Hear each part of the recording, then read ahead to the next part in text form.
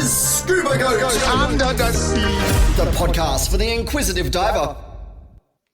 Hey there, dive buddies, and welcome back to the show. Now, you must be a fan of scuba diving, or you wouldn't be listening to me right now. Are you a fan of watches? Even more so, luxury dive watches. Now, we all know of the common names, Rolex, Breitling, Omega, etc., etc., and they all have a lot of commonalities with one key feature. They were created with passion. Now, that leads me nicely on to introducing this week's guest, Sean Clements. Now, Sean has two passions. One is watches, and you guessed it, the other one is diving. So a few years ago, he found a way to combine them and create a path to align with his future away from the corporate rat race. Sean, welcome to the show, buddy. Great to be on the show, and thank you for having me. No worries. How's tricks over there? I mean, you're in the UK now, right? Yeah. No, all is well. We've got through January, which is important. I managed to somehow do dry January, which I think was actually quite nice. I've never been a massive fan of doing dry Jan, but I got to probably day 20 and I hadn't had a sip of alcohol, so I figured let's just give it a few more days. So yeah, good. Going to the gym, not drinking, and just working hard. So all good, and trying to plan a few scuba diving trips for later on in the year. So I can't complain. I think January is the month of trying to book holidays is the way I see it. And then it's 9 months. What about on your side? As they all cancel. Well, yeah. I must admit I'm pretty impressed with the dry January thing. It's been a long time since I've gone a week without any kind of alcohol, and I keep meaning to do it, but knocking on the door of 50-year-old, that repetitive voice in my head just says, "Oh, fuck it, have a chillax," There's been plenty of. We're only on the 6th of February, and there's been quite a few beers, so I've made up for it. Good on you. In fact, last night I was doing, because we've got the Galapagos trip coming up in July, and obviously we've been a bit stagnant with COVID and all that malarkey. So there's a few COVID pounds been packed on, so it's time to diet a little bit. So I did all my facts and figures last night and calculating, the rate of loss so that you don't pack it all back on. So I've come up with this. If I go into a calorie deficit for 600 calories per day, which is it's a healthy size if you are like 75, 80 kilo, but knocking on the door of 120 kilos, it's not a lot to reduce. So I'm pretty chuffed. It's going to be, I think every 2 months I'd be comfortably losing 4 kilos, and with just short of 6 months to go, could possibly be back down towards the 100 kilo mark, which I'm kind of keen to do. It's interesting because I know this is a podcast of scuba diving, in this case scuba diving and watches, but I'm also very interested in dieting and gymming, and I have tried the calorie deficit, but I'm in the opposite. I'm actually trying to put on weight. Oh, really? So yeah. So it's I think they call it bulking season or something like that. So I'm on the complete opposite side, Matt. Yeah. Oh, I can tell you all about eating enough food to get the pounds on. Yeah.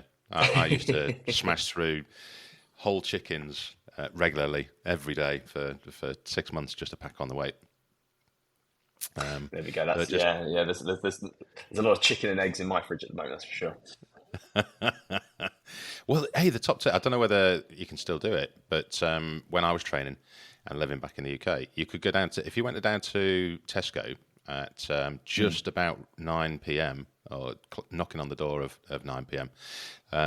The fresh foods trays, like the fish and the meats and all that kind of stuff, anything that's getting close to their use by date, they knock it down drastically in price before chucking it in a skip.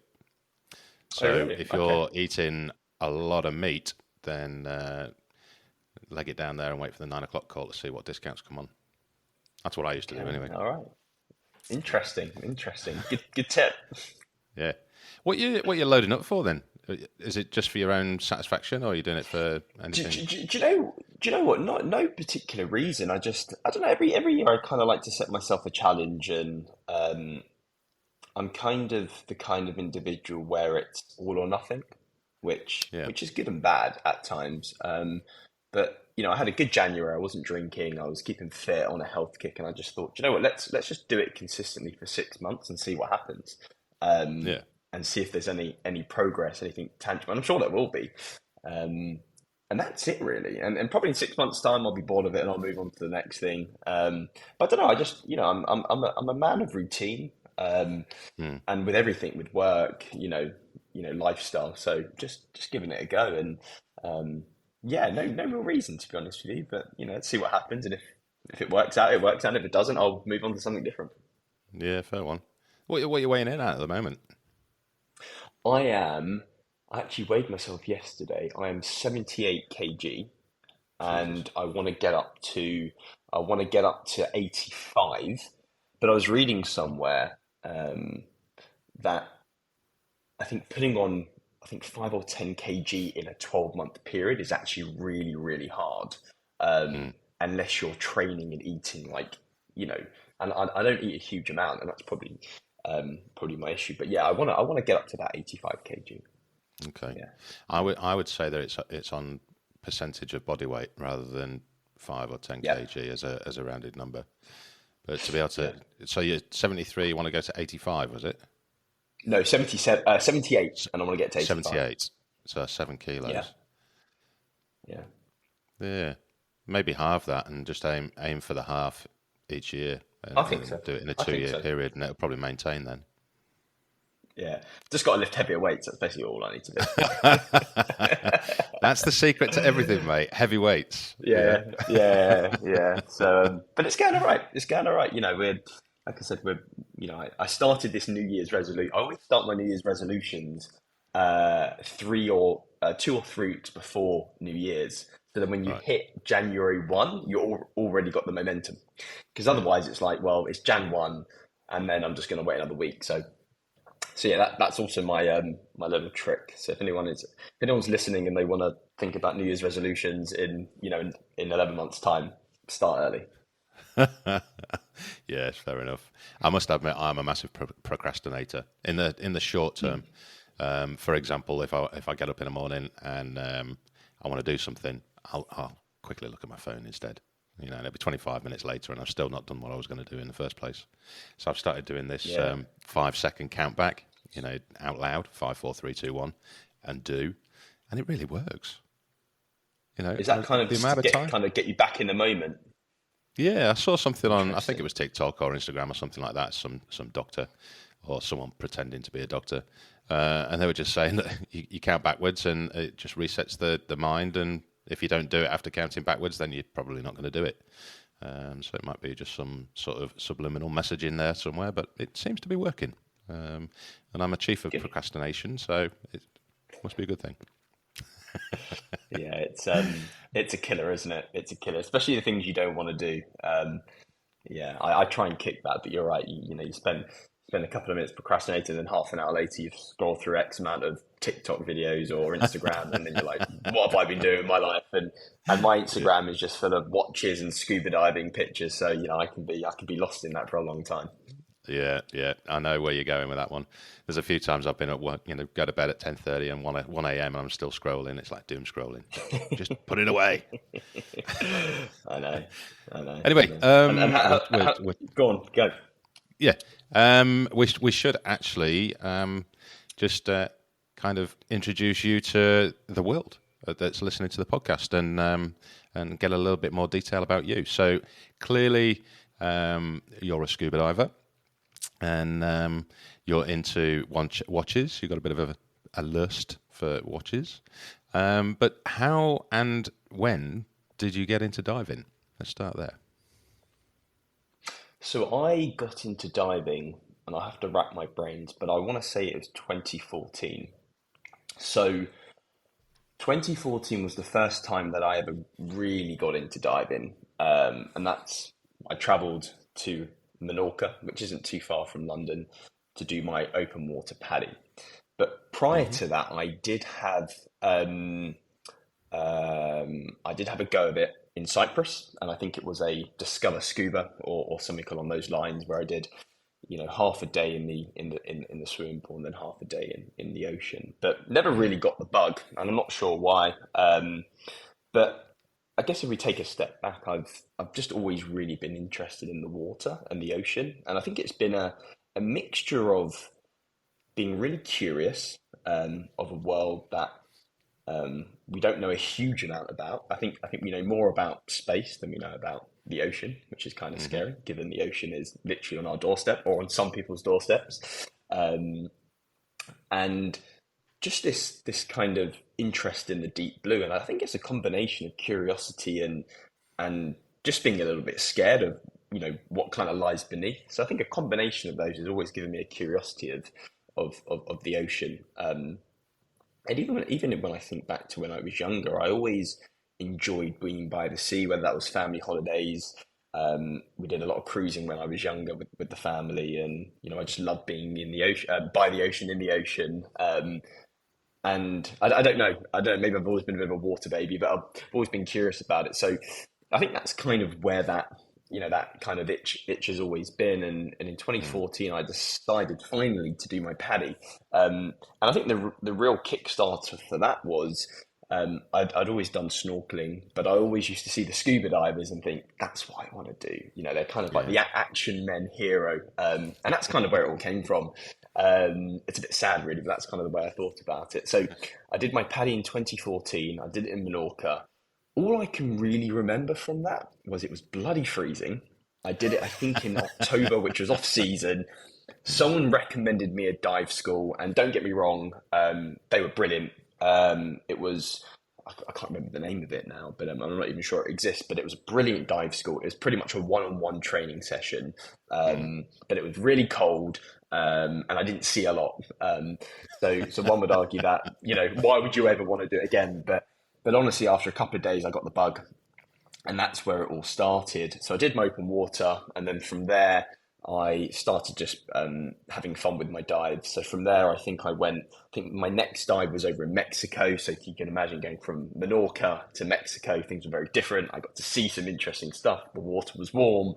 I wasn't in a kind of a 7 mil, dive suit. I was suddenly in a shorty thinking, what the hell is this? But so I went from doing my PADI, which I loved, and then I did some dives in Mexico. I went to Central America. I had a couple of dives in the Caribbean, and then I kind of just was just a casual diver. And then when I really wanted to get into it is when I started doing some more courses. So I went over to Malta, and I did my advanced PADI, and there's a really great dive school again, and we'll probably get onto this in the podcast, but just getting those recommendations from family, friends, reading about it is really, really important. So that was Scuba Tech. Shout out to Scuba Tech, I guess. Don't know if we can promote on here, but anyway. You fill your boots, mate. If you're looking for somewhere to dive in Malta, Scuba Tech, give Derek a call. He's a good guy.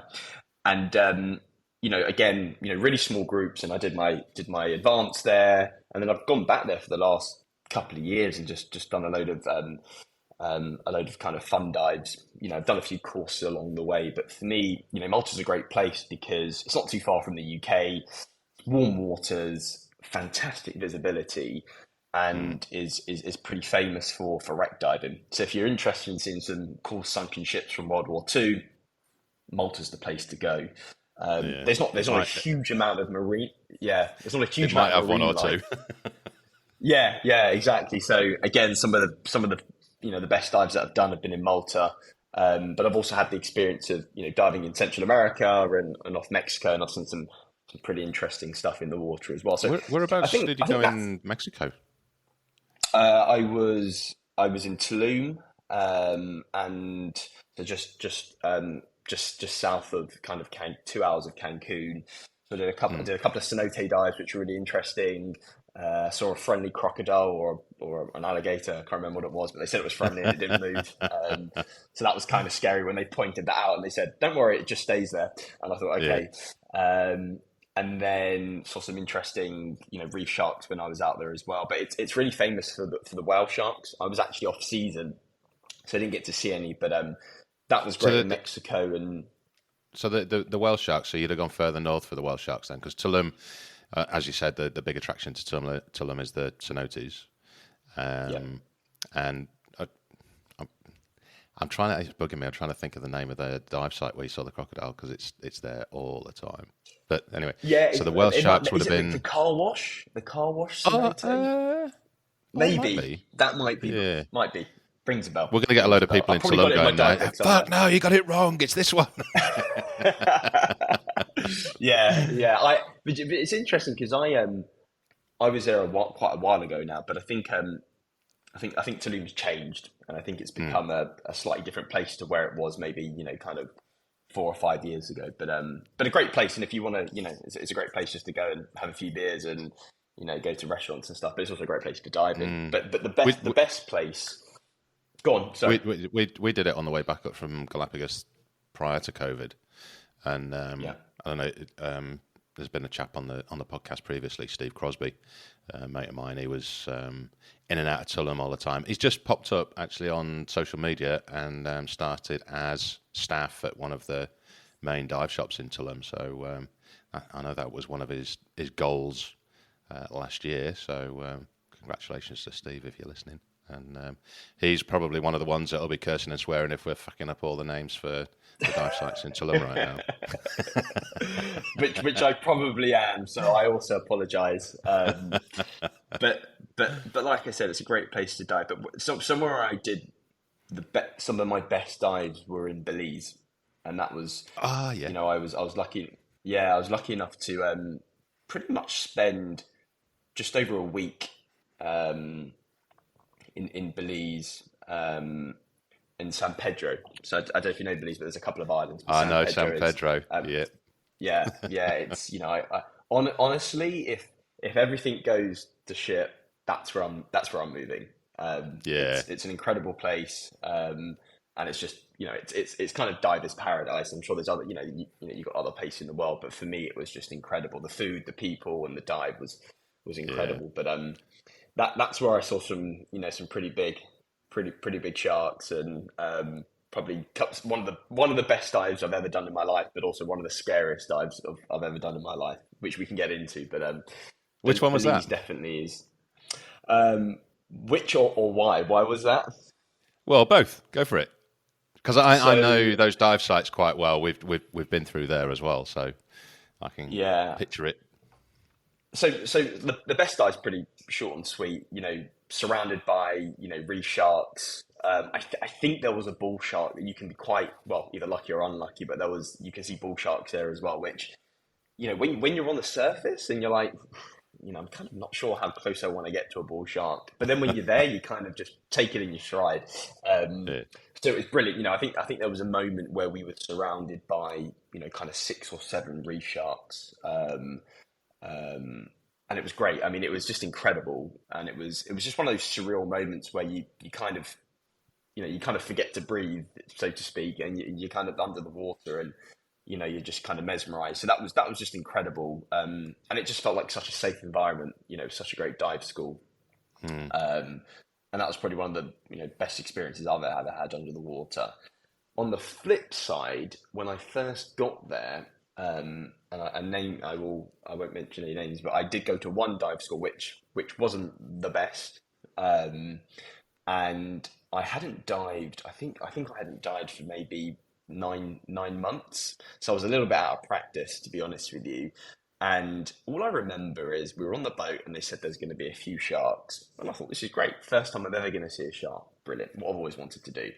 And I'm looking over the boat and I can see all the sharks on the surface, and I thought, okay.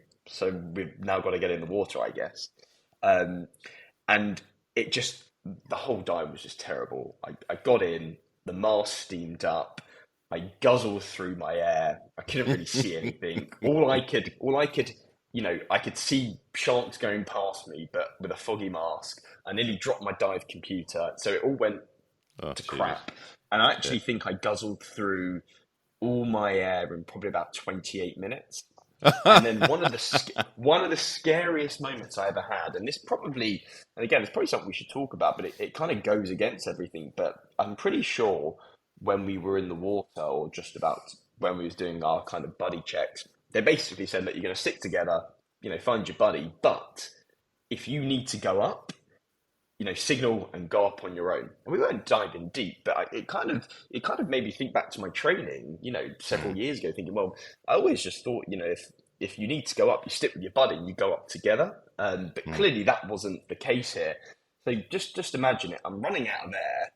I've hit I think it was 50 bar or whatever it was at the time, and I'm signaling to go up. I can't really see, and I'm trying to do my safety stop, foggy mask, and there's sharks surrounding me. And, it sounds very dramatic, but it was quite scary. And I kind of had to really remember my training. And bearing in mind, I hadn't dived for, kind of 9 months. So, that it was kind of scary, but I learned a lot. I learned a lot kind of in terms of staying calm, and remembering all those key skills from, many years ago. So, it was probably, I say it's the worst dive. It was probably one where I had to really remember all my training. But it was quite scary, kind of going up on my own, not really being able to see, and knowing that there were sharks in the water. And that was my first experience of seeing sharks. Yeah. There's an awful lot of failings there in that little scenario for the dive operator, for sure. And, I know the argument would be, oh, well, he's more than capable. He can do it himself. It's not the point. You are trained in a particular way, and, deviation from what is expected is only going to amplify any kind of concerns, mental concerns as well. And it's safe to say I didn't do any more dives with that operator, and then I went on to a different part of the island, and my dives from then on were brilliant, and I can't fault them. So there we go, best and worst of my trip in Belize. Yeah, fair one. Do you remember or can you remember the dive centre that you were diving with that you end up being happy with? I can't remember off the top of my head. It's probably somewhere in my it's probably somewhere in my dive book, but I want to say something like San Pedro Divers, but it might not be. I can't remember off the top of my head, but I will let you know off at the end of this. Yeah, it'll be one of the ones that are along a jetty of some sort. Exactly, and if I remember rightly, I came out of my apartment and walked over the road onto the beach and onto the jetty, and I was there. So it was a very short walk in the morning. Yeah, there's a couple of piers alongside each other, and the one that we used was ecological divers, which I think is probably that just rings a bell. One or two jetties up from where, if it's San Pedro divers, but they again same kind of scenario with us. We just had a fantastic time with the guys. They were so good. I've praised them for so many years now, and just always anyone who asks where do we go diving in Belize, I always send them to those guys. Just so good. And it's just a big just what we've talked about there with you having a bad scenario and a good scenario. What a difference. You're not going to name and shame the dive shop for fear of being sued. But the one that's good, you first want to put in your hand in your air and say, hey, these guys, they're awesome. And it harks back to that comment you made earlier on about recommendations. Do the good thing. And that's one of the things that I love about the dive community. It's wherever you dive, you always meet, whether it's people in groups or singletons that are diving. When I was in Malta last time, there was a guy, really interesting career and kind of dive history, and he just went to Malta because he heard about, he wanted to do his wreck diver speciality, and you get recommendations from people when you're diving with different buddies. You learn, you're always learning, and the dive community it's an interesting community, and it's hard to describe in one word, but I think everyone has a purpose and everyone is looking to have a good time, dive safely, and I think that's what I love about it. You learn about people, their stories, their experiences, and now whenever I pick a place to dive, it's I really do my research, and I try and get recommendations for people that I kind of dive with or trust, and that's what I love about it. There's always more learning to do. Yeah, and it's that big thing, like I say. I mean, I've mentioned it a few times now on the podcast, but you're going to get that kind of community feel with any kind of sport or interaction that people are interested in, or pastime, hobby, whatever. But diving, I don't know what it is. It's just, there's something I feel very special about it. And I think it harps back to us having that little exploration kind of curiosity thing in the brain. And every dive you go on, it doesn't matter whether it's a shit dive, and you see nothing, but you're experiencing that with other people that are, from a different walk of life, a different background, different lifestyle, but you've got that one commonality. You're experiencing exploration of effectively another world, and I can't praise it enough. I think it's fucking awesome, and the community, like you say, it's a great equalizer. Great equalizer. Yeah. I like what you've done with that as well. I think I can't agree more, and I just think, it came back to my point before, and we know more about space in the ocean, and I just think we're missing a trick here, and I think we're all kind of like thrill seeker, adrenaline junkies deep down. We're not jumping out of planes or bungee jumping, but it's an extreme sport, and you've got to know what you're doing, and if you don't get it right, you can potentially put yourself in danger. So I just think, as much as everyone's there to have a good time and see some awesome stuff, I think there's I think everyone looks out for each other. It's kind of like a family. It's kind of special. Yeah, definitely. Right, let's get on to the subject at hand. How has diving and watches, or your passion of watches, how's that crossed and created what we have now? Yeah, so it's a good question. So I guess if we kind of take a step back, I've always been interested in watches, and that's everything from a 50 quid watch to a £10,000 watch or whatever it is. I've always been curious around watches and the mechanics and how they look and how they work, and I've always just been interested in horology. I wouldn't say I'm an expert, but I'm definitely say I'm a horologist. It's something that is really interesting to me, and I've always been interested in diving, or for my adult life. So when I think this all started during the pandemic, and I was working. I still am working in finance. I was working over in New York. I came back and then kind of came straight into a pandemic, which no one saw coming, and I just started asking myself the question of, do I want to do this for the rest of my life? And I started asking myself the simple questions of, well, if I didn't do this, what would I do? And I thought about it for weeks and months, and honestly, I couldn't really come up with an answer. And then I spoke with one of my good friends, and he just said, what you're interested in, what your passions? And I said, well, I love scuba diving. If I could spend the rest of my life, scuba diving, that'd be brilliant. And I also love watches. And very quickly I realized, well, why don't I create a dive watch brand? And it's really as simple as that. So bringing two of my passions together to create a business, I just thought, well, if I could wake up every day and sell dive watches and create a brand, then surely that's going to be a lot more fulfilling than what I'm doing in my day job. So I just basically gave it a go, and I dived into it, pardon the pun.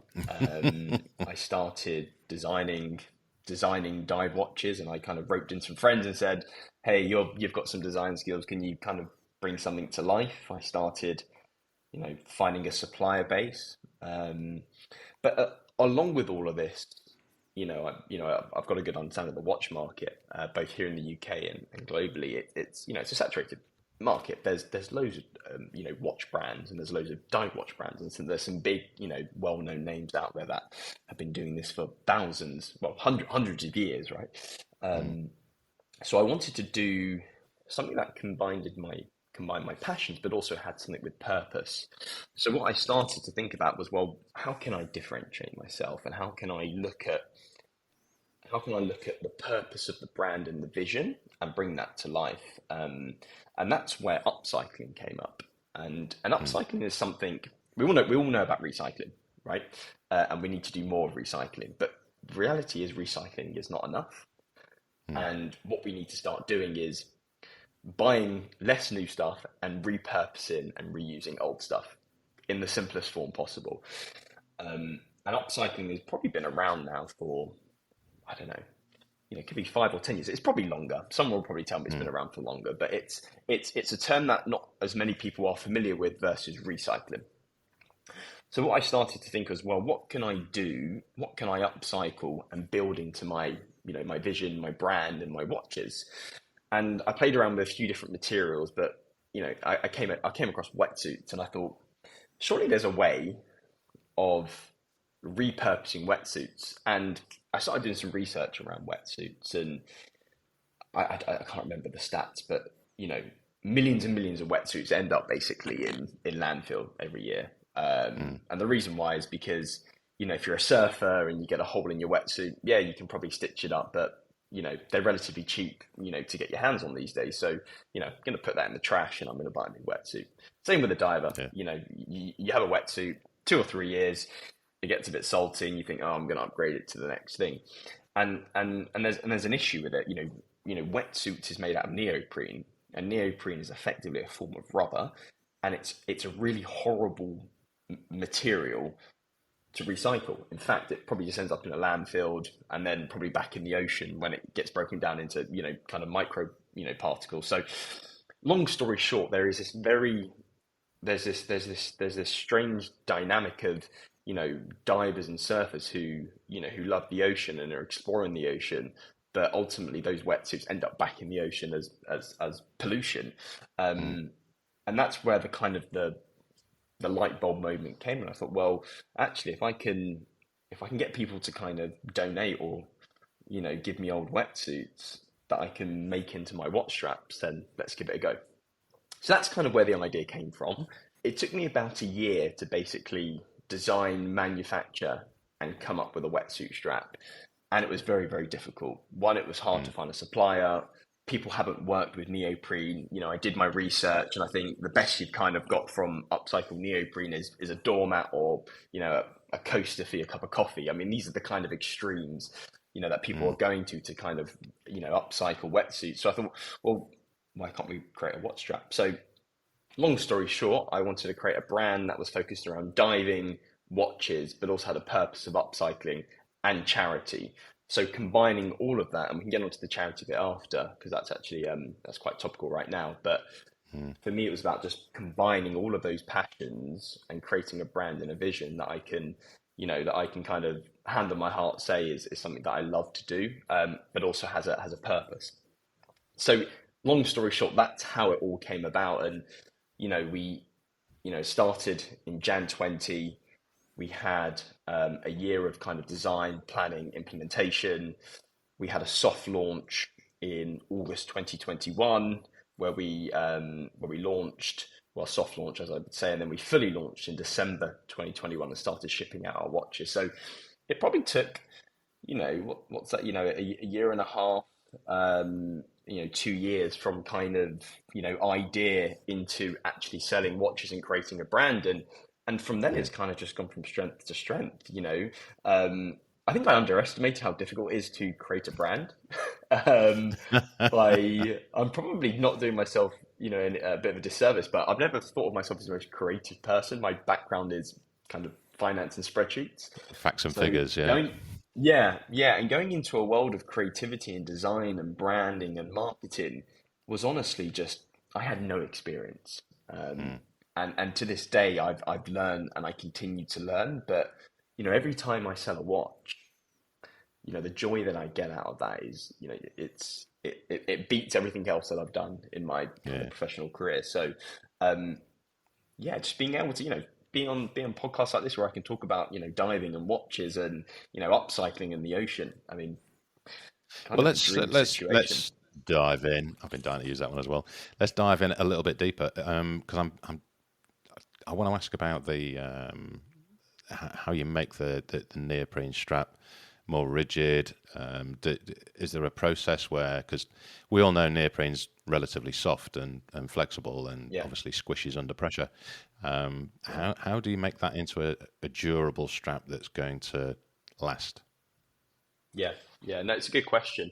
And that was probably one of the biggest challenges that I've had. And actually, it continues to be something that we look to evolve. But as you say, neoprene is a kind of a soft, spongy material, and it comes in all different colors, shapes, and sizes. So what we set out to do was to create a strap. It's kind of a hybrid. So our strap is basically made from a rubber material that we source, and we stitch the wetsuit into the rubber. and what we do is we use a piece of it's like a recycled piece of leather that we stick to our neoprene to make it nice and rigid. Because as you say, without that, it would be quite flimsy.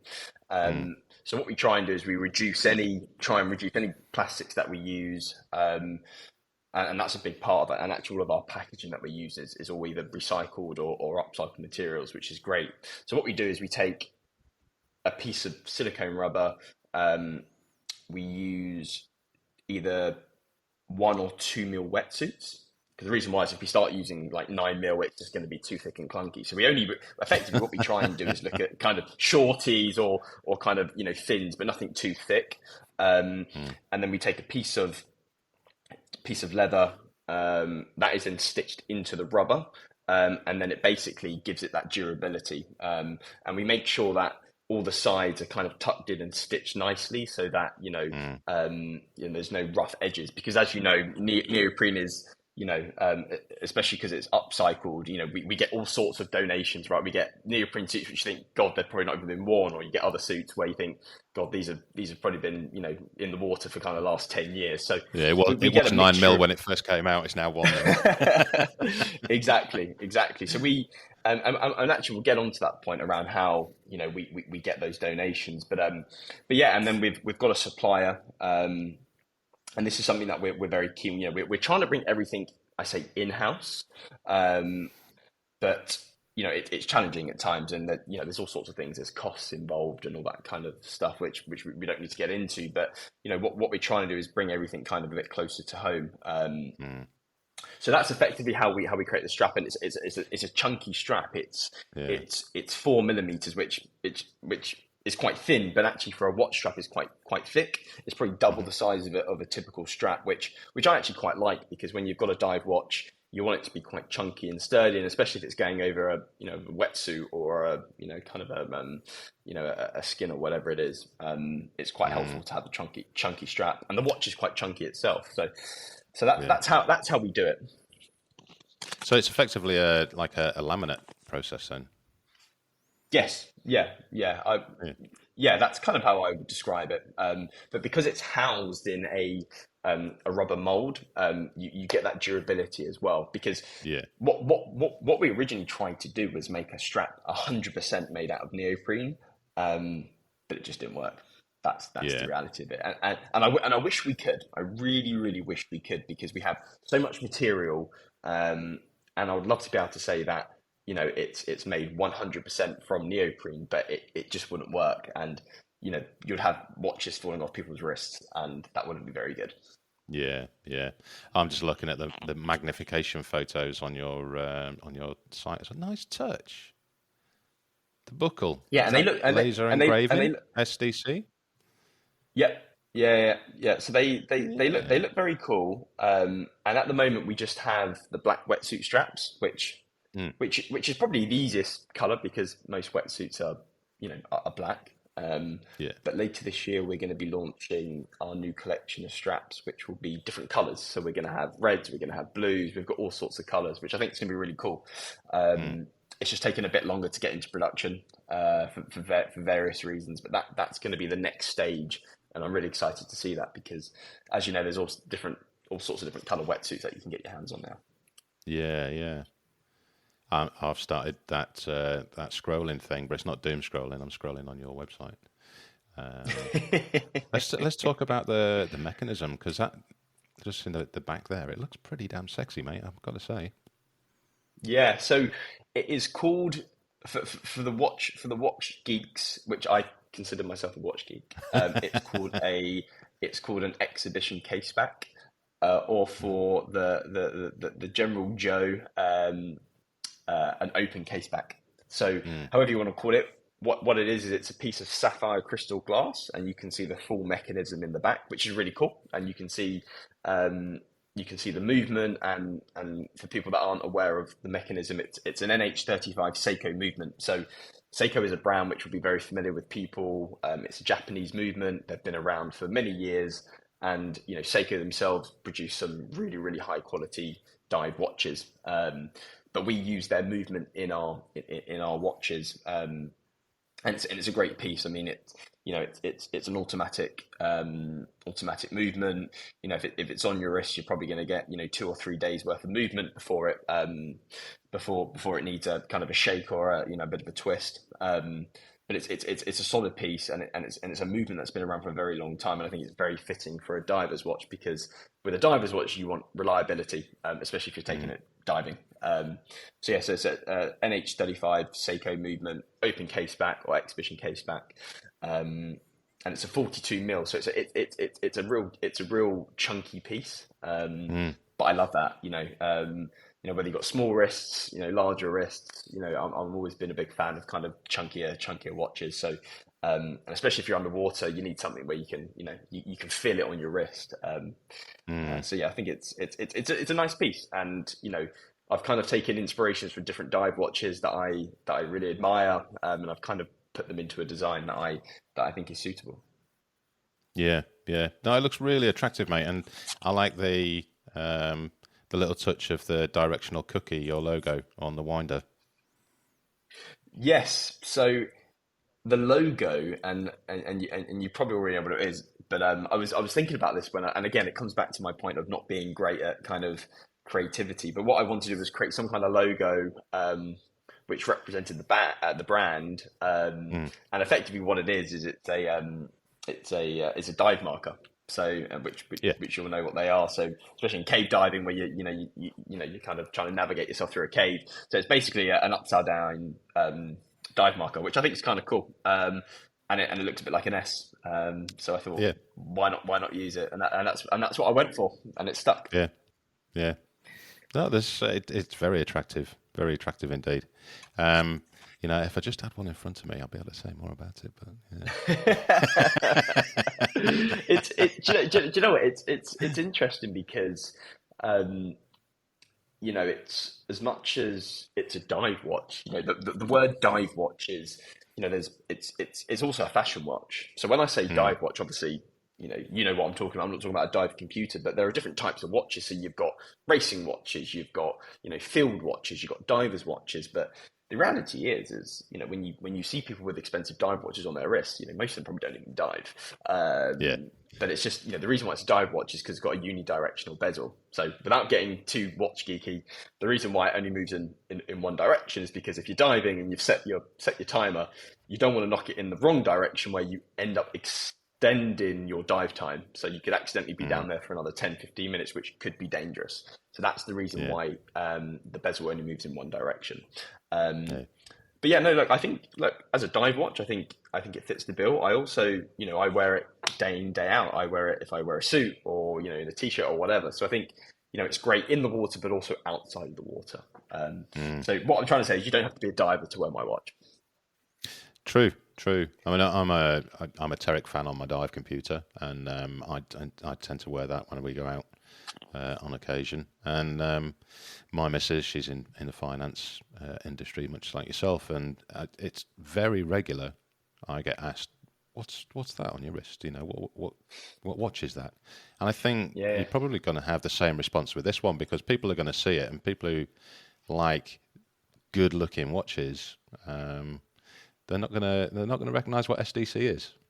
So I think it's a very good talking point. Have you had anyone quizzing you yet when you've been out and about? Yeah. I do. People quiz me for two things. One, because they look at it and they're interested whether it's, especially the colour dial, right? So we've got 4 different colour dials. So I'm wearing the silky grey, and each of the dials are named after sharks. And the plan is to swim with all of those sharks. And there's a couple that I haven't swam with yet.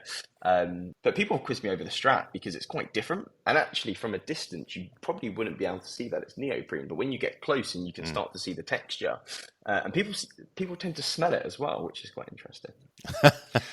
I don't know what they're looking to smell, but clearly they're looking to the salt water. So so that's an interesting one. So whenever people see it, the first thing they do is kind of pick it up, touch it, and smell it. So whatever people want to do, I guess. Oh, cool. Now then, ladies and gents, are you liking the look of these beautiful timepieces as much as I am? Do you love what they stand for? And do you want a luxury dive watch without breaking the bank? If the answer is yes, then you're in luck.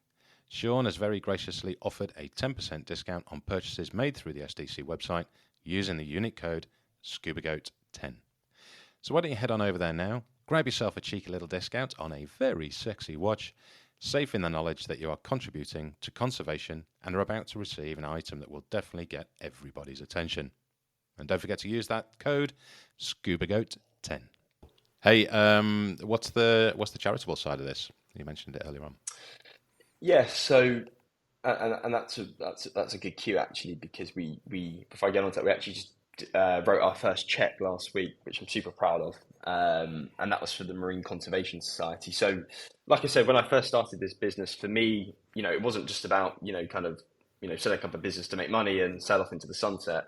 For me, the charitable side was super important, and I spent a lot of time actually talking to charities in the UK, big and small, who I could partner with. And I use the word partner loosely because some of them have quite high demands from you, depending on kind of revenues and all that kind of stuff. So what I wanted to do was partner with a charity that was probably a bit more relaxed. And the charity was Marine Conservation Society. And just to be clear, what we do is we partner through a company called Work for Good.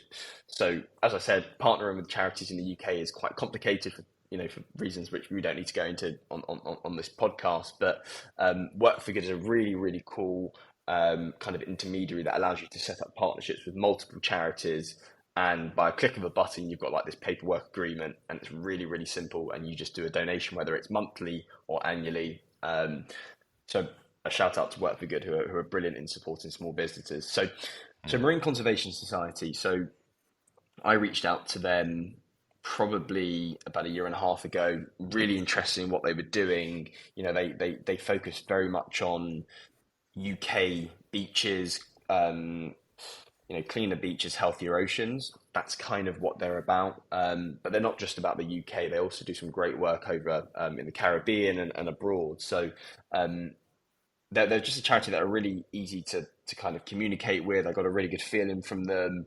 They do some incredible projects, and we've got involved in quite a lot of their kind of beach cleanups, and all of that good stuff. And we try to do as many of those as we can each year. But I just thought it was, we kind of built up, a rapport quite quickly. So what we decided to do was, every watch that we sell, we will donate 5% of that sale to the Marine Conservation Society. And like I said, just last week we did all the sums and did all the maths, and we wrote a nice check to them. So I was really proud of that, and it was actually it was kind of a big moment for us, because we've had a great journey so far, but being able to support charity at the same time is brilliant, and without our customers, we wouldn't be able to do that. So it's all thanks to them, not thanks to me. So, again, a big shout out to everyone that's kind of supported us from when we launched. Without them, we wouldn't be able to do this. So that kind of makes me really proud. And we've decided to kind of renew that agreement with them for another year. So hopefully another year of some healthy donations. Oh, congratulations, mate! And quite humble listening, quite a humble opinion you've got there. But putting donations to any charity is admirable. And you've even got on your website there that there's the 3 targets. To design a luxury watch and be able to have it with an upcycle element, and to be able to provide to charity. And you've hit all 3 targets. So well done. Yeah, and it's really interesting, because as much as I love doing this, and I love creating a brand, and I love talking about it, and also I love selling watches, I think the charitable side is one thing, but also just that general education. And I could sit here for hours, right, talking about diving and the family and the community. But I think whenever I get a chance to talk to, whether it's people that have done thousands of dives, or just 1 dive or 2 dives, or non-divers, I think just educating people, whether it's about the ocean, whether it's about upcycling, whether it's reducing kind of plastic consumption, all of these kind of things, right? I just think that's also what this brand is about. So I think if I can educate along the way, that's also a massive tick for us. Yeah. And what's the What's the vision from now going forward then? Because we've got the overall vision. We've just touched on the three underpinning core values there. Where do you see that? Where do you see it going? What's your mid to long term kind of targets and goals? Yeah, so I think so. We launched the Ocean Rider collection in December 2021, which feels not that long ago, but also feels like quite a long time ago at the same time. So I think, look, with any watch brand, you know, the life and blood of it is new releases, and whether that's, you know, a new collection, whether that's a kind of an add-on to the Ocean Rider collection, whether that's new straps. So there are so many different avenues we can go down. But I think really kind of in the next, you know, kind of the short to medium term is just really growing the brand.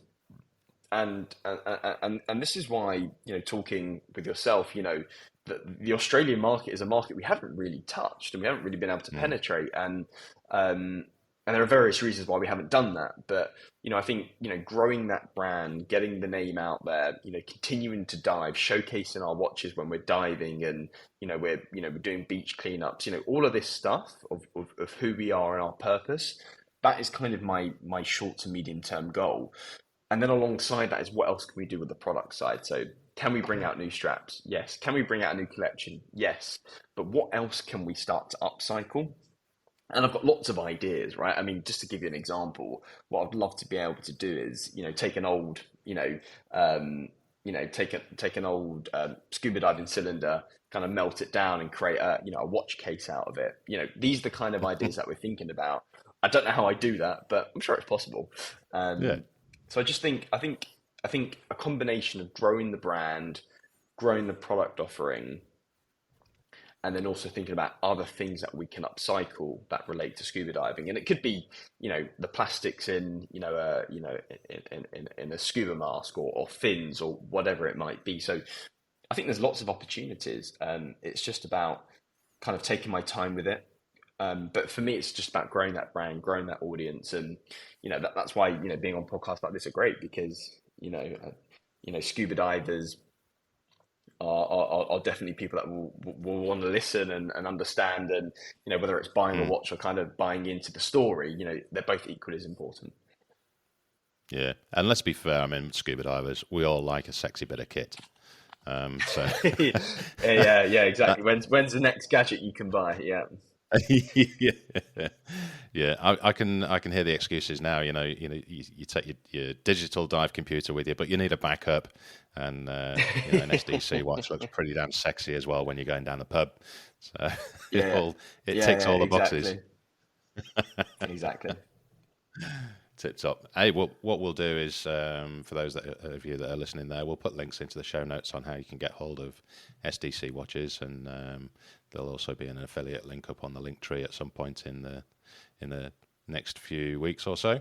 In the meantime, young man, I have a number of questions that I've been asking of every guest that comes on the show.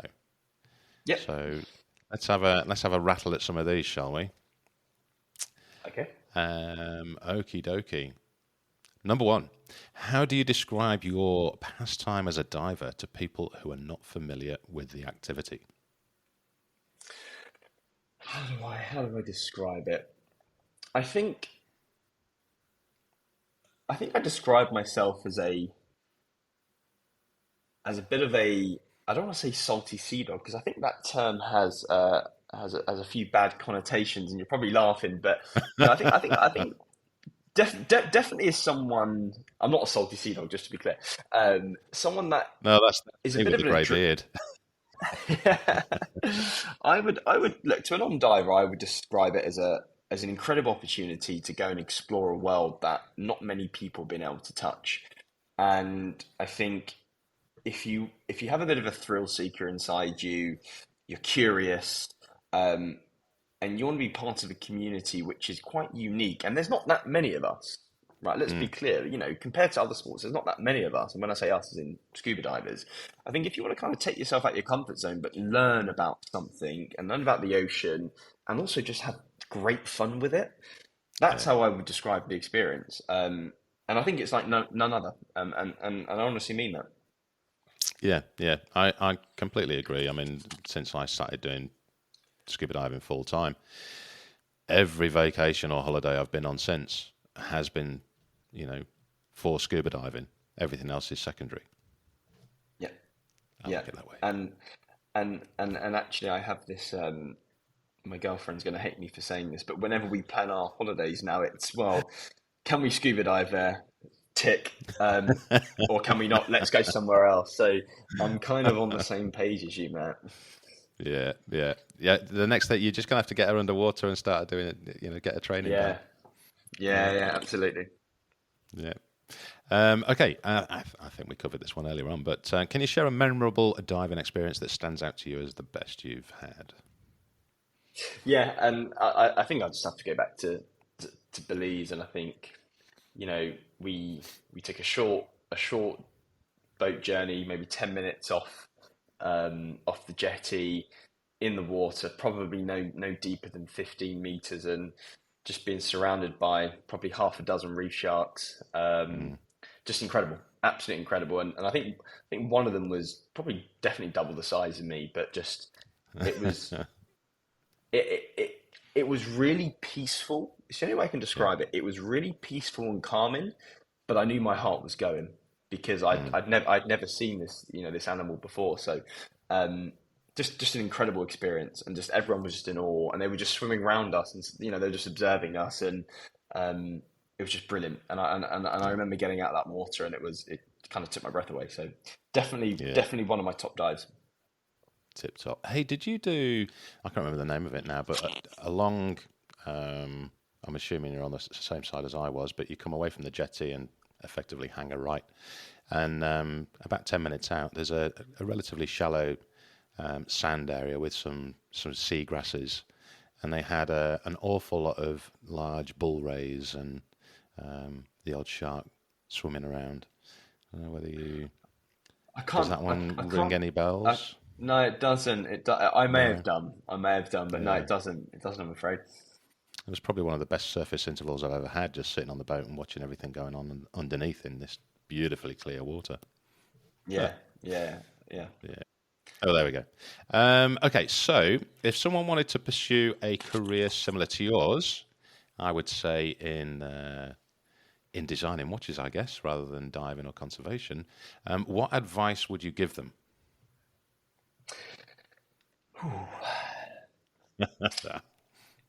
Get used to not having a lot of sleep. Um, no, no. I would say take risks. I Hmm. think it's very easy. And look, I'm 31 years old. I still consider myself as pretty young, Mm. ish.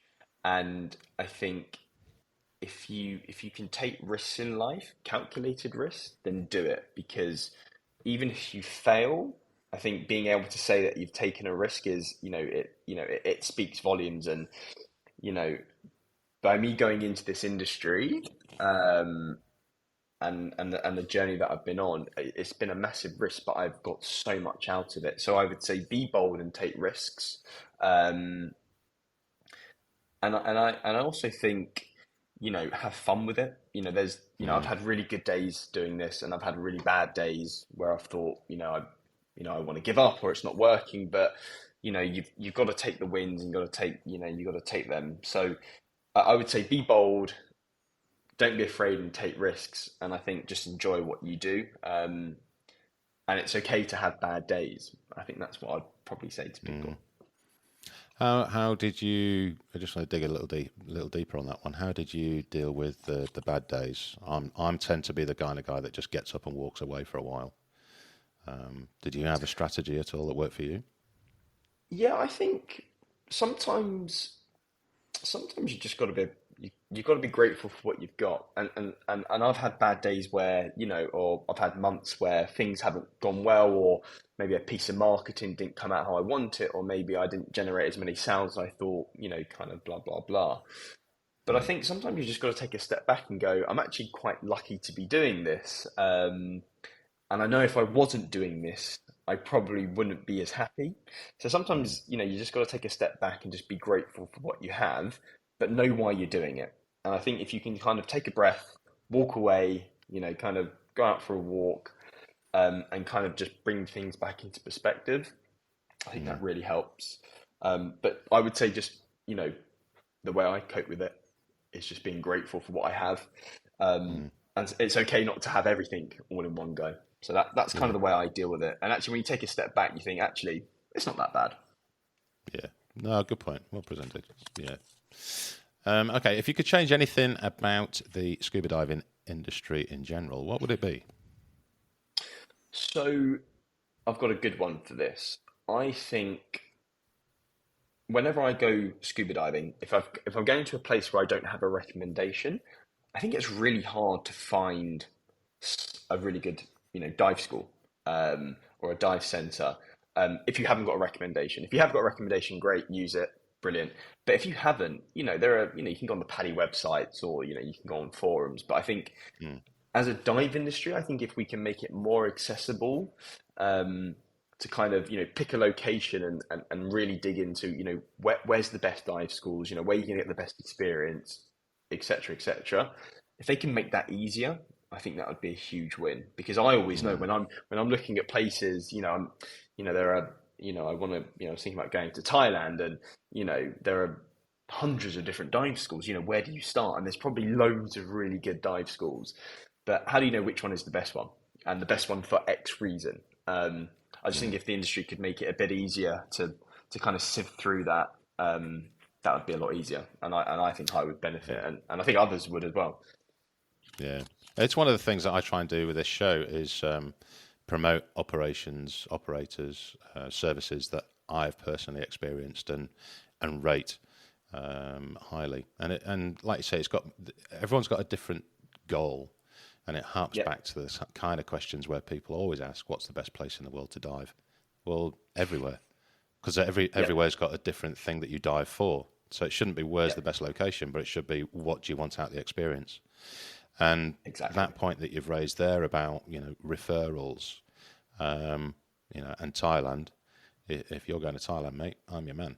I used to live there, and I dive there, and I work there. I've got a lot of contacts.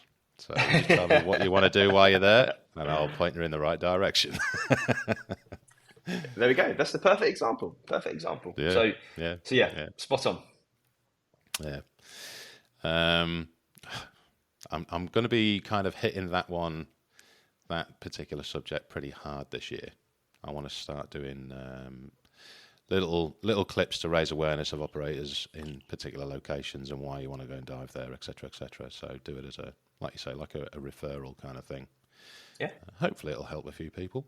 So, and I think I'm going down a bit of a side avenue here, but I think one of the issues that people do have as well is if you're scoping out a place, a lot of people will go to the likes of TripAdvisor and these kind of things and see what the reviews say. And you only need one armchair arsehole to give a company a bad score. And it's not the true reflection of the operator. And it can work both ways. Because you also have some not very good divers that can ruin things for themselves, and suddenly it's operators' fault. So you're right. Yeah. Mate, I've had some absolute fucking arseholes turn up to dive with me when I've worked in different locations. And they put up reviews, and they're bad reviews. And thankfully, I've had good bosses that have just said, "Nah, sod 'em, not interested in them." But it just takes one arsehole not to like it, and that's it. It screws it. So we want to try and bring a bit of balance on that this year. Hopefully, we'll see. Okay, so here's a good one for you. What are your thoughts on ways to minimise human impact on the oceans? So I think it comes down. There's a couple of things. I think one, just basic day-to-day things. So recycling, and we'll get to upcycling, but just little things, just being a bit more conscious about what you're buying. And, even when you go to the supermarket and you just look at all the packaging and the plastic, and you just think, can I minimize the amount of plastic that I use and throw away? And if you don't use a lot, then you're not going to throw away a lot. So I just think there's a couple of things where I think people can just take a breather and just think, well, actually, do I need to, or can I buy something a bit more sustainable? I think that's the starting point. The second point is, you know, we use too much stuff. And I think you've only got to look around your kitchen or your bathroom and see the amount of plastic that's in there. I mean, Yeah. it's quite scary at times. So I just think, you know, can we reuse items more? Do we need to replace things as often? So I just think it's the basic things which, ultimately this all ends up in landfill, and and if it isn't getting burnt to shreds and going up into the air, it's probably getting making its way into the ocean. So I just think it's just little things like that where people just need to think about what they're using now, how often they're buying the same items, and can they repurpose and reuse.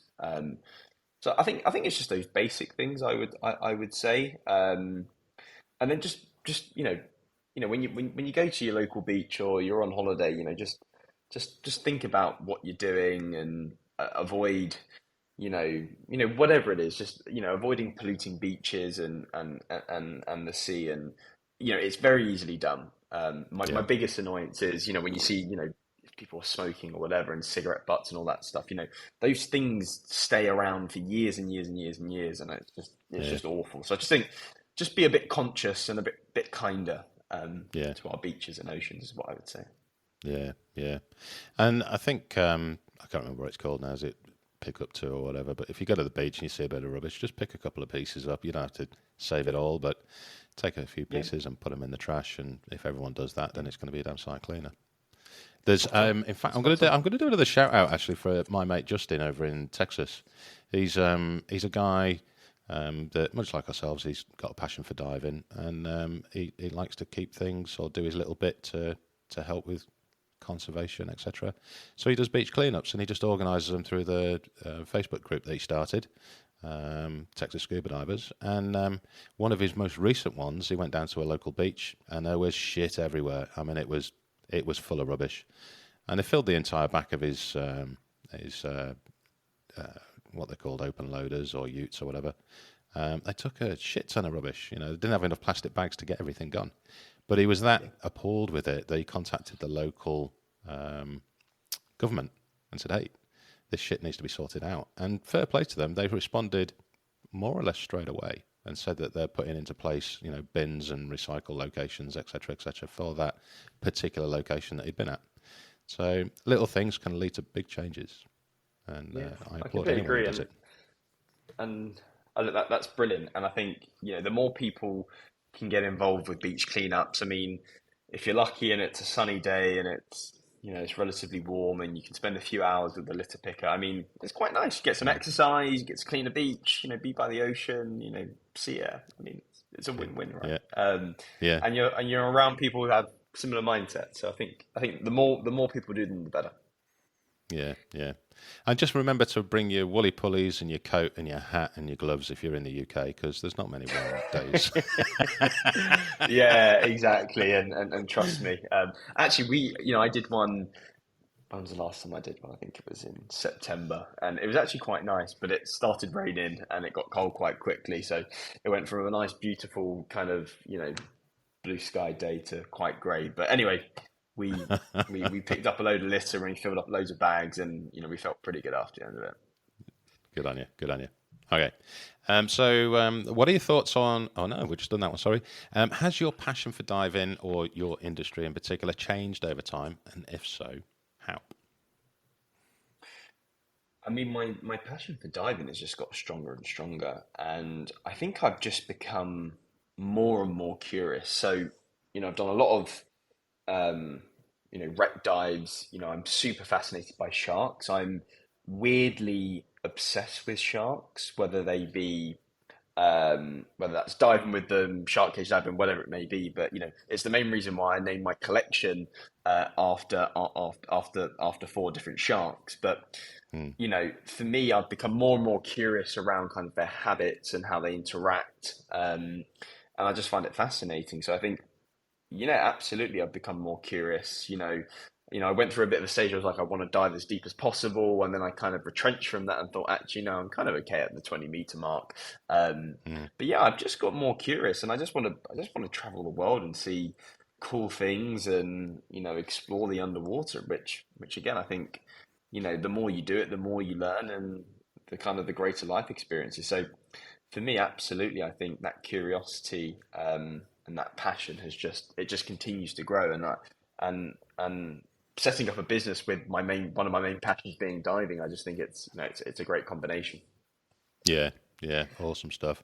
And if you ever end up coming down to Australia and want to do some real shark diving, then let me know well in advance, and we'll head on down I will. to Rodney Fox on the south coast, and we could do some. He's got the only bottom floor cage in the world, and if you imagine being 20 meters down and seeing the great whites, it's something Wow. spectacular. I was going to ask you what a bottom floor cage was, but it took me a second. But I think I realised exactly what it is now. But I think I may have seen that on Shark Week. Yeah, I think he's been on Shark Week maybe once or twice. But that sounds incredible. yeah, very That sounds possibly. incredible. Yeah, it's still on my bucket list. I've still not gone down and done it, but I will. I've got many friends. In fact, Don Silcock, I think he was down there last month for his 14th and 15th visit. He loves it that much. Yeah. I don't know if I'd be more scared of being on the bottom or kind of suspended in the water. I'm not quite sure. Maybe being on the bottom, you feel a bit more stable. I don't know. Yeah, yeah, I should imagine so. Yeah, have you watched 47 Meters Down? That stupid movie with the cage falling and all that kind of stuff. I have seen it. I have seen it. It's not the kind of movie you want to watch before you do shark cage diving. That's for sure. Well, the next question is going to be very easy for you. I think we've touched on it already. But is there a particular conservation effort that you are particularly passionate about? If so, which one and why? Yeah, so I think look, the Marine Conservation Society is, they do a lot of great work, UK and abroad, and people from all walks of life get involved with their projects, which is what I love. You don't have to, you don't necessarily have to be a member. You can just get involved, sign up to a beach cleanup, and everything you're doing is in support of that charity. But look, there are so many good charities out there, and I think whoever's supporting whatever charity, we spoke about this about I think it was Australian Conservation Society. I think it may not be called that, but we spoke about that. But look, there are so many good charitable causes, and it's very hard to choose one. But I think if you can donate to any charity, like you say, whether it's UK or abroad, I think that's it's hats off to you. But I just think what they do, they're very approachable, and I think they're very relevant for our vision and our purpose. So if we can continue to support them, then we will. Yeah, yeah, indeed. And send me the links because I'll put those in the show notes as well. Yeah.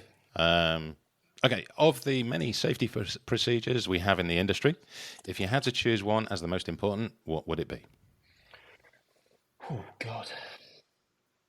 I would say the buddy check. And the reason why is because you can be lucky enough to do a buddy check with someone you've dived with hundreds of times and you know exactly, what everyone's doing, or you could do a buddy check with someone that you've never dived with before, which again is equally as important. But I just think when you're diving, your buddy is one of your most important assets when you're down there, for all sorts of reasons, pointing out a piece of marine life or being there as your kind of your safety guide. So I think that buddy check is super important, and it shouldn't be skipped over. It should be thorough. And I think it's something that's often overlooked, especially when you've done quite a few dives. So I think, just remember the basics. And I just think that's really important. And I think once you've got, and the last thing you want to do is get down there and something's not right and you have to end the dive. So I just think, just kind of take a couple of minutes to really, check and double check on that buddy check. Yeah. No, it's a good point, and for me personally, I've seen all over the world now. It's one of the first things that disappears. People just get blasé and sort their own equipment out, thumbs up with a buddy, and away they go. Buddy checks, they dwindle, and they shouldn't. They should be, like you say, right up there as a must-do before any dive. What do most people answer to that question out of interest? Because there are various procedures which are really important. But I always think that one. Well, there's a few. I can't remember now. Someone said about having delayed SMBs for servicing, communication underwater. I'm going to get to the end of the season and see which one's the most common. I think buddy checks is going to be right up there, to be honest. Yeah. Okay. Yeah. And never forget your training. That was another one that came up. Continue with your training and practice. Which is another thing I do with the missus when we're on dives. If we're on a safety stop and it's a pretty boring dive, then we'll run through some little safety elements. Just flush your mask, get it done, get it practiced. Because when I first met her, she was an advanced diver, couldn't have water on her face because she'd gone through a process of training and they'd done the absolute minimum. So she wasn't naturally just used to doing that procedure. So practice. Yeah, and I think okay. The only other one I would say is don't rush anything. Take your time, going up, going down, and don't rush your training. Don't think pay. You just got to jump. Don't pay for cheap shit. If it's too cheap, then you're getting shafted. Just move on. Yeah. And you're talking about a sport that risks your life. You're going into an environment that is not sustainable for human beings. Why fucking scrimp on it? Pay the proper dues, get some proper tuition and the full tuition, not some cheap ass. Or I could go off on that one. There's too much of it. I hear you, Matt. I hear you. Yeah. Okay. What are your top 5 bucket list destinations? 5. God. Right, I might not be able to get 5, but I'll definitely give you a few. So Raja Ampat is where I want to go. Okay. I'm told it's still kind of untouched, and I've heard it's just a beautiful place to see above and below the water. So Raja Ampat, definitely. The Philippines, again, on the bucket list. Great place to dive, beautiful waters. I would love to go to Australia at some point. Never been, so definitely on the bucket list. South Africa, I want to do some cage diving with the white sharks if there's any around. I'm actually going to South Africa at the end of this year, but I have done my research and I'm told it is low season and the worst visibility in December. So I may not see. Can I give you a bit of an insight there? Go on. With Australian Conservation Society, Dr. Leo Guido, he was on the show last season, and he was telling me all about how the great whites are disappearing from the coastlines of South Africa. Now, I'm sure there's going to be people that jump on and say, no, they're still here. Yes, they're still there, but not in the numbers that they used to be. So a lot of the operators in South Africa are now advertising it as shark dives as opposed to great white shark dives. And what the science community have seen is the great white sharks are moving more towards southern Australia. So we're getting more over here and less over there. And that's down to global warming. Okay. I've heard the exact same. So I'm not holding my breath, but do you know what? We'll give it a go. And if we don't see any white sharks, so be it. But yeah, that's also on my bucket list. So I think I gave. Did I give you 4? Is that 4? And then the final one is the. I've got one more, which we all know all about the Galapagos Islands. That's also I think the scenes of all the hammers. That would be incredible to see. So there we go. I thought I'd struggle, but clearly not. Well, try and do them in a relatively sensible order as well, because if you jump straight to Raja and Galapagos, everything else that you're going to go and do and dive elsewhere might seem a little bit under par in comparison, especially when you're looking at Raja, because it's just immense biodiversity. So, you mentioned wanting to go to Thailand. Go and do the Thailand bit. Go and do other parts of Indonesia. Do, more of South America, all those kind of things. And then when you really get to the point of, I think I've seen it all, then go and hit the likes of Raja Ampat and the Galapagos and Papua New Guinea, because they are right up there. They're just out of this world. So diving in the Caribbean might seem like a bit of a puddle in comparison to Raja Ampat, you know, which it's not. I did miss one, and I'm gonna give you 6. I'm really sorry, but I really want to go to Tiger Beach and see the tiger sharks. Oh yeah. Well, I tell you what, if you're massive on the shark front, then and you're going to head over that way, then configure in a trip where you go to Tiger Beach and also down to have a dive with Christina Zanato, and she's the mother of all sharks. Yes. She's been on the podcast as well, and we constantly have chit chats back and forth. But you can don the chainmail and go and sit with the sharks the way that she does. And from what I see all the people doing it's just a magical dive.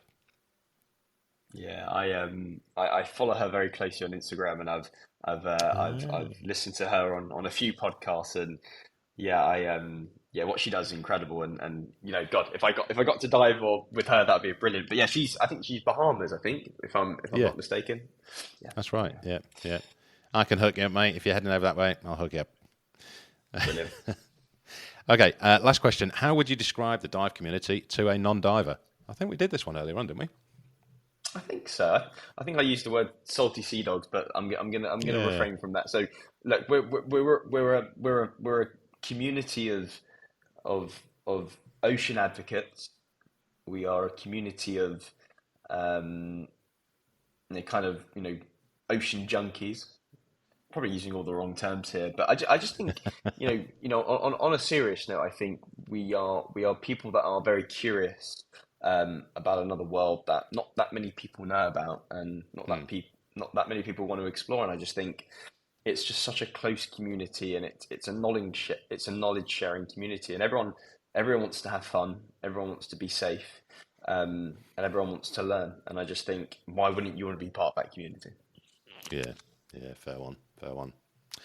Okay, mate. I think it's about time we wrap it up. It must be getting on quite late over there, and it's certainly time for breakfast over here.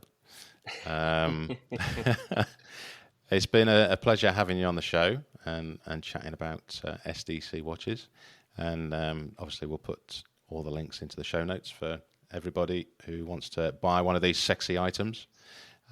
Is there anything that we've missed that you'd like to cover before we disappear? No, look, I think, firstly, thank you for having me on the show. It's been great talking to you, and like I said, I've learned a ton load from this. So, thank you for that, Matt. And look, if anyone ever wants to talk about diving or watches, feel free to drop me a message on Instagram, drop me an email. I'm always willing to talk about watches and diving. So give me a shout, and always happy to chat. Happy days. Okay, well, again, thanks for being on the show, and everybody who's listening, bye for now. This is Scuba Goat Under the Sea, the podcast for the inquisitive diver.